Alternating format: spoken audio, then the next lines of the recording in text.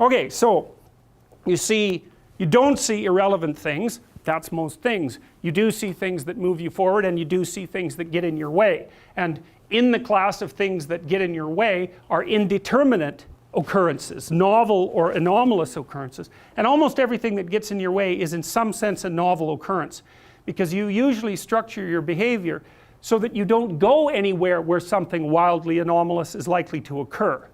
So if you encounter an obstacle, two things happen at the same time, and one is that your movement forward to your specific goal or sets of goals is blocked.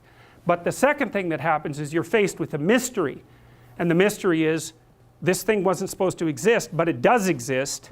So what implication does that have for everything I think? And that's very, very hard on people. They do not like that at all, and no wonder, because it's the constrained chaos that's underneath everything, inhibited by your contextual knowledge, that suddenly popped its head up into your world. It's like the shark in the movie Jaws, which is of course a mythological story. It's exactly that, and it's exactly what that movie signified. A safe vacation paradise, all of a sudden threatened by some subterranean thing that can pull you down, and that destroys the peace and the harmony of that particular community. It's a dragon story. It's a hero myth. It's the story that people have been telling forever. And what you can think of that thing that reemerges, that shark that rises up from the depths, or that whale, or that dragon, or that predator, or the foreign invader for that matter, or the barbarian. They all fit into the same category. That's what had been deemed irrelevant suddenly manifesting itself. And when you think about how much is deemed irrelevant, the fact that it suddenly manifests itself, that's exactly the purpose, for the reason for the trauma. It's like, well, I've eradicated from my conceptualizations 99.99% of everything. It's zeroed out. And all of a sudden I've made a mistake. Bang, I don't know where I am. Well, what's relevant when you don't know where you are? And the answer to that is, since you don't know, everything is relevant. And you can imagine the sort of terror that people who experience paranoid schizophrenia are living in perennially, because what happens to them is precisely that. They undergo neurophysiological transformations that makes everything that they once depended on disappear, and everything comes back as relevant. And that puts them in the early stages of schizophrenia. That's extraordinarily stressful neurophysiologically. So they're overwhelmed with cortisol, and their brains deteriorate as a consequence of that. It's just too much. So, and unsurprisingly, right, because you can hardly deal with anything, let alone with everything. Now, and often what you see, and it's rarely conceptualized this way in the training of clinical therapists, but often what you see when you are dealing with people who are in crisis isn't people who have a mental illness. In fact, in my experience, that's actually quite rare. What's far more common is that the person that you're talking to has become overwhelmed by catastrophe. So their life has fallen apart in some way that makes what they're doing actually impossible. So maybe someone very close to them in their family that they were depending on has developed a very serious illness, and that's thrown their entire financial state into utter chaos. Or maybe they've developed a condition that makes it impossible for them to work. Or you can imagine the potential range of catastrophes. And they're coming to see you because they're anxious and depressed, but the reason they're anxious and depressed is because everything they have ignored has popped its head back up and is hell-bent on their destruction. And often you see people who are being attacked by 5 or 6 of these monsters at the same time. And it isn't their mental illness that stops them from being able to deal with it, although that, whatever weaknesses you have are going to interfere.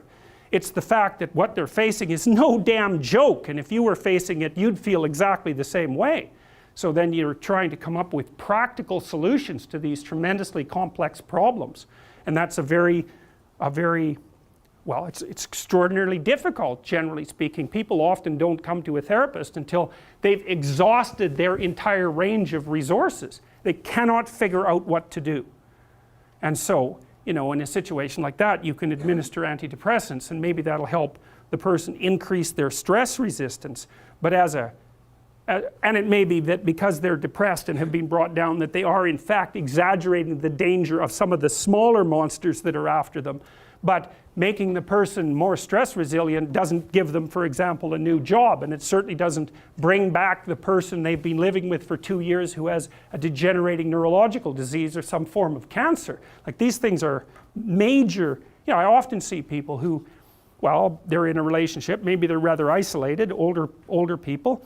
One of the partners is dying and their entire financial situation has become catastrophic. It's like, that's not a mental illness, man. I mean, they may have got into that situation because of one inadequacy or another, but you don't even want to push that too far, because that sort of thing can happen to anyone, and will in fact happen to most people in one form or another, at least at some point in their lives. So you want to be damn prepared for that. You want to be prepared for that, because it's bitter and harsh and anxiety provoking and painful. But if you're not ready, then it's also hell. And often you can stop things from becoming hell, even though you can't stop them from being bitter and painful and anxiety provoking and all of that. You can at least delimit the catastrophe enough so that it doesn't permanently bring you and the people around you down. And that's not so bad, right? That's a hell, or at least it's a lot better than the alternative.